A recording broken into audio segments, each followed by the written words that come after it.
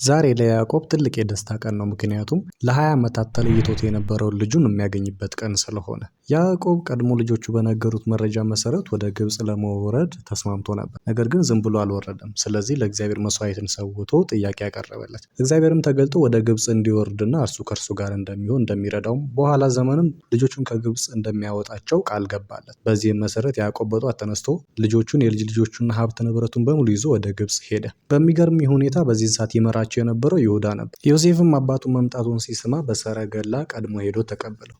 በዚህን ጊዜ የደስታ እንባን ተላቅሰው እርስ በርስ ለረጅም ሰዓት ተቃቀፉ። ከዚህም በኋላ የሚኖርበትን ቦታ ከጠቀሙ በኋላ ያዕቆብ በዛ ቦታ ላይ ሰፍሯል።